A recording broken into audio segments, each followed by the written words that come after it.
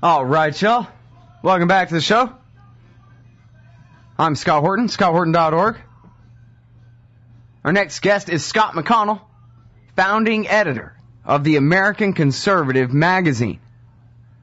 And he's got a few articles here I want to talk about. First, In Search of a Casus Belli. Will Burgas do?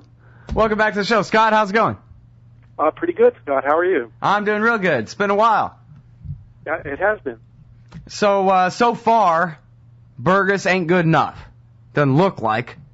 But then again, I don't want to speak too soon.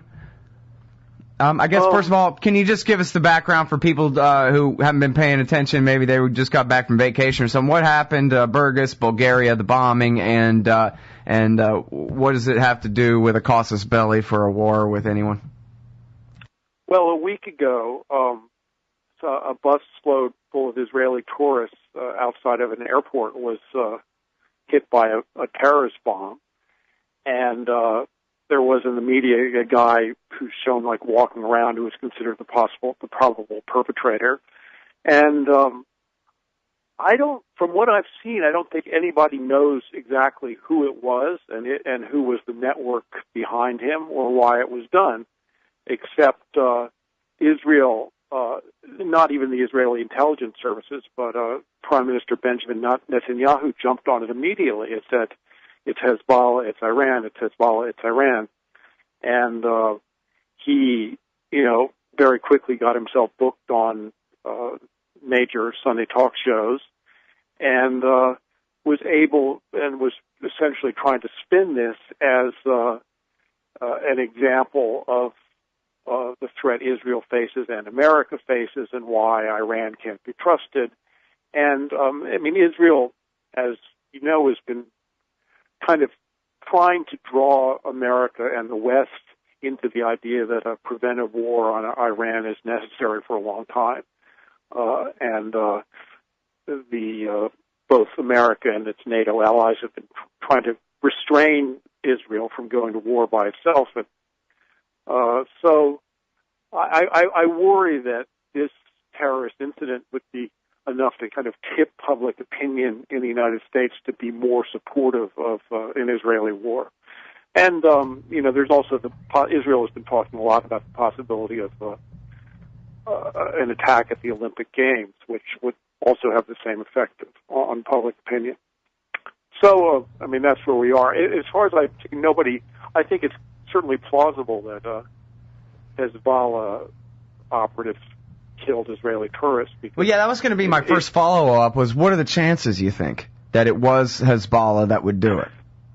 I don't think it's less than 50%. There's been a shadow war between Hezbollah and Israel for a while. A few years ago, Israel used a bomb to kill a major Hezbollah leader. I'm not going to pronounce his name, but I know how to spell it. And Hezbollah has vowed revenge for that. And also Israel and Hezbollah is linked to Iran. They're both Shiite, and Israel has also been killing Iranian nuclear scientists in what can plausibly be termed acts of terror.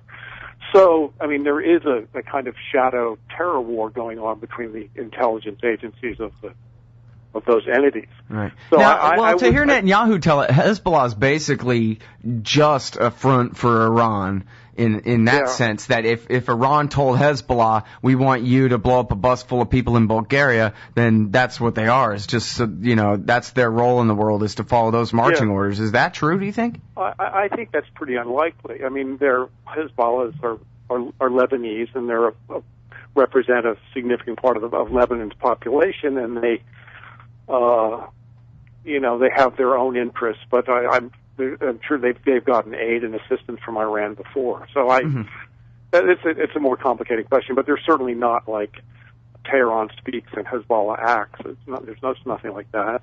Yeah.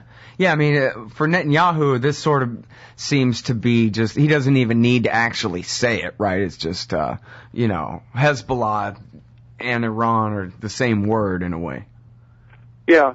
And I'm a little disturbed with, the credibility of, that American TV is so quick to give Netanyahu so much airtime to raise his charges. Because, I mean, all knowledgeable Americans, which would be people in intelligence agencies, have been very circumspect about attributing blame for this.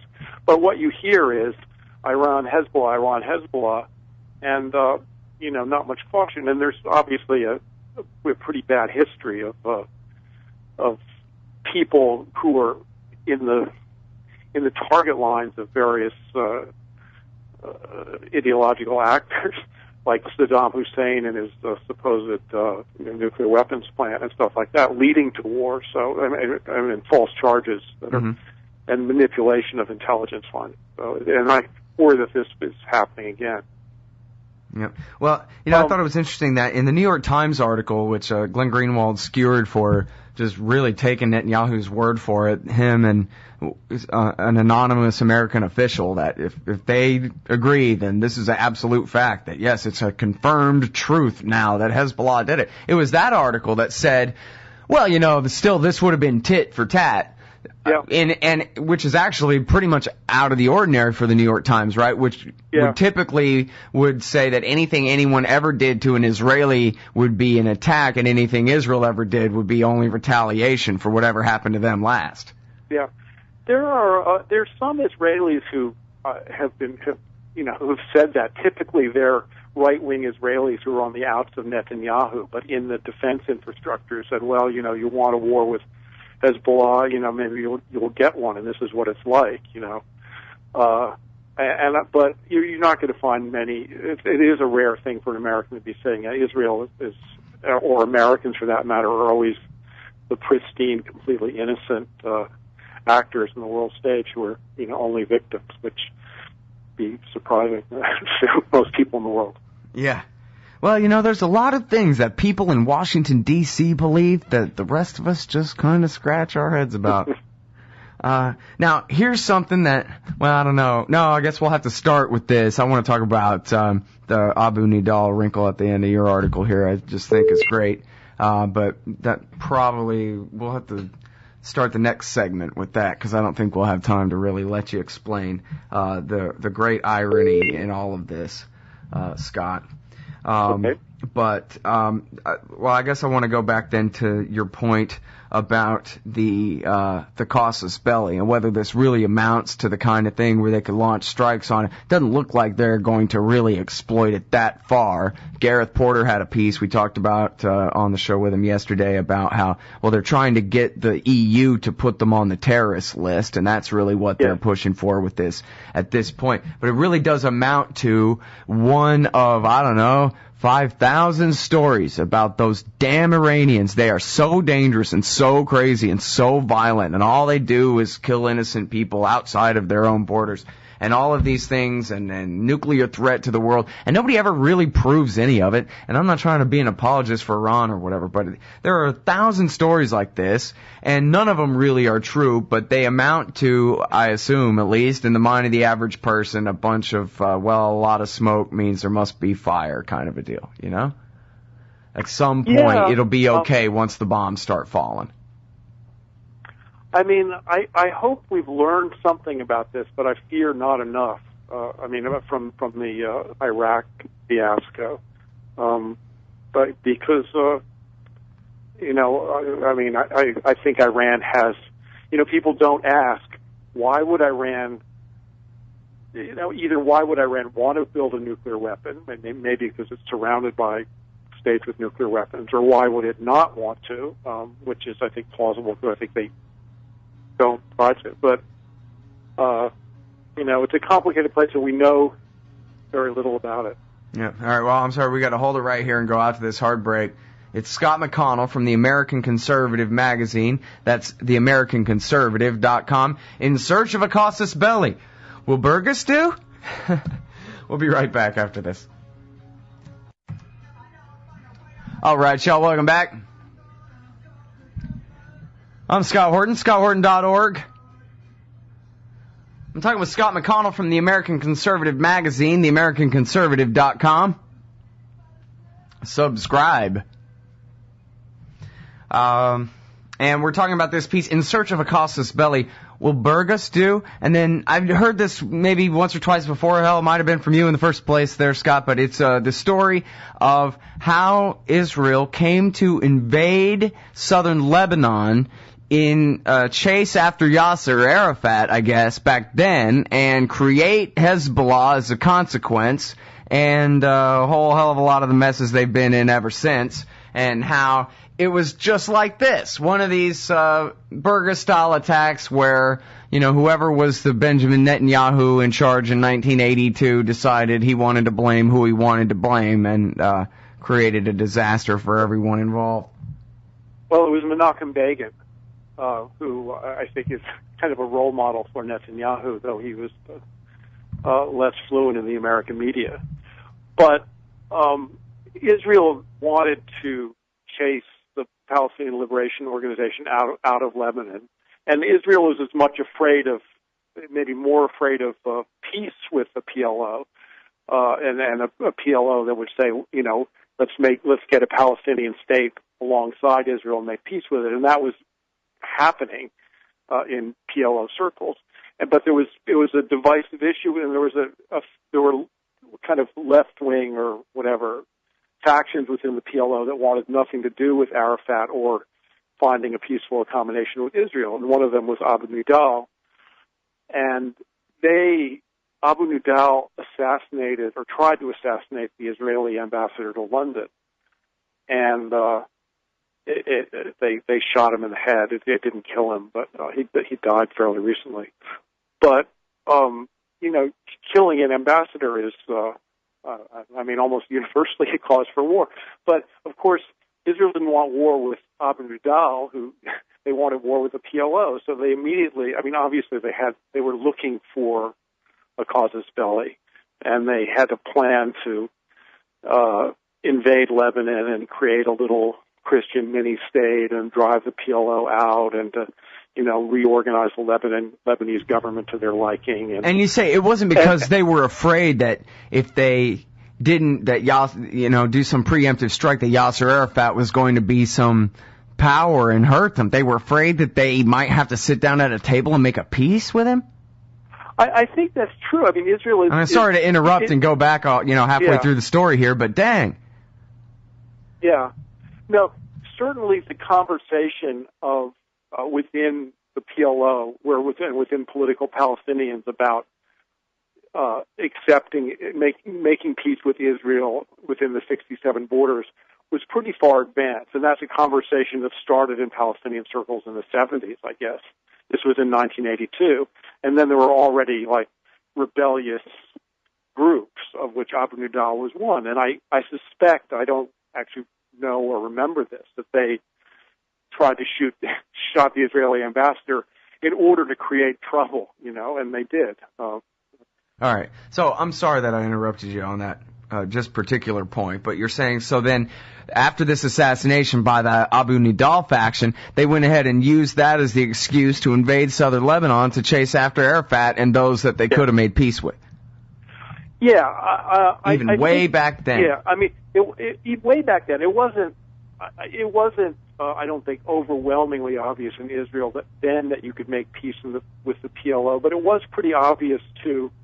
If you remember, American diplomats were beginning to engage with the PLO in the late 70s. That's why Andrew Young was fired from the United Nations, and why Israel so disliked Jimmy Carter is the Americans were following through on all the overtures from the PLO that now the time has come to settle this conflict. So, we're going back here, but Israel was in a way more threatened by Palestinians who come with an olive branch than those with a terrorist gun, because a terrorist gun can't do that much. Mm-hmm. And then, so now, this is really complicated, but I think suffice to say the Lebanese government, the way it is now, I think they call it the confessional system, where, every faction gets a certain number of parliamentarians and a couple of cabinet ministers and whatever, and it's this very careful balance, and maybe it's out of balance, I don't know, but it's an attempt to, at the end of the civil war that went on there for so long, to finally kind of give everybody a fair enough shake that they, in the power sharing, that they won't wage war all the time. And you're saying that what the Israelis wanted instead was just to empower the Christians to create their own state in Lebanon, or to take over Lebanon. Is that it? My recollection is that the Israelis wanted to expand their border northward to the Litani River, and then to create a sort of a Maronite Christian state with, I forget the name, but there were, the Christian left, the phalangists were, significant players in military politics, and they had been generally losing power for demographic reasons for a generation, and so many of them were willing to cooperate with Israel, but they weren't willing to cooperate that much with Israel. And there's a kind of a great passage in Avi Shlaim's book where the Lebanese Christian who realizes what Israel has in store just says, no, you have like completely the wrong idea. I'm a Lebanese. Mm-hmm. But, Israel's invasion of Lebanon was a disaster. It solved nothing strategically. It, killed thousands of people, embittered many people, and has left Israel with many more hardcore enemies. Yeah. Than it used to have. There never was a Hezbollah until 1983, right? Yeah, right. God dang. I think it was Yuri Avenery had a piece just a few weeks back where he talked about he was there and he saw the Shiites of southern Lebanon who the PLO wasn't there fight, and they kind of were standing back to see what was going to happen. And the Israelis made sure to make enemies out of them immediately. Yeah. It's kind of astonishing. It wasn't even their fight. Hezbollah has become like the most effective Arab fighting force in all the Arab-Israeli wars. They more or less fought Israel to a standstill in 2006, which was really other Arab armies had not done that. And these were people who were not at all hostile to Israel 25 years earlier. It really is amazing. I remember one time M.J. Rosenberg wrote this piece where he said the peaceniks were right, and then he goes through and he cites, 15 examples starting in 1962 or something, where the peaceniks advised against the policy before it even took place. And then the bad guys, the war party, went ahead and did it their way, and then this is the terrible thing that happened. And then he's got 15 of them or something. It just, every time they get in a war, it's always bad for even, the stated goals of the war party in each case, It's hard to say. I guess if you're a right-wing Israeli, you can look at it and say, we have the West Bank, and we're slowly ethnically cleansing the Palestinians from the West Bank, and the world, says it cares, but it doesn't really do anything about it. And so they can point to, there's a changing climate of opinion about this, but they can point to that it's never going to change, fast enough that anybody's going to do anything. Well, it's not clear. There's one big victory, I guess. Yeah. Well, and although you would have to have a right-wing Israeli who's honest enough to talk that way to you about it. Yeah. That's just part of the story. But yeah, certainly as far as having enemies in Lebanon, and this is the same thing goes for Hamas in Gaza too. Arafat and the PLO, they weren't great or whatever, but you would think that if you asked them that the Israeli government would say they would prefer, they certainly prefer Mahmoud Abbas to the guys, I don't know the names of the leaders of Hamas in Gaza, but... No, I think Hamas's electoral victory in 2006 was almost completely, engineered by Israel, which refused to give the Palestinian Authority or Abbas or the Fatah faction any victories to point to. And it sort of continuously humiliated them. So Palestinians said, well, we don't like them that much anyway. Let's vote for Hamas. How can it be less? How can it give us less? Mm-hmm. Well, I was just emailing back and forth with a guy earlier about this terribly inaccurate, I think it was an AP article, and we were going over the details of it, and I was saying how they were kind of half right, even though they didn't mean to be, when they said that Hamas took power in Gaza in 2007. It started out, they had a coalition. After they won the election of 2006 that Condoleezza Rice threw for them, they had a coalition. But then the Israelis, the Americans, and the Egyptians under Mubarak tried to arm up Fatah to overthrow Hamas, and it backfired, and Hamas just got all their guns. It's in the Gaza bombshell by David Rose in Vanity Fair. Yeah, didn't Elliot Abrams play a role in this? You know what? Yeah. I would bet that he did. I'd have to go back. Yeah, it is. Elliot Abrams right here, it says at the top. All right, I'm sorry we're out of time. Thanks very much. Scott McConnell, everybody. Check him out in the American Conservative Magazine.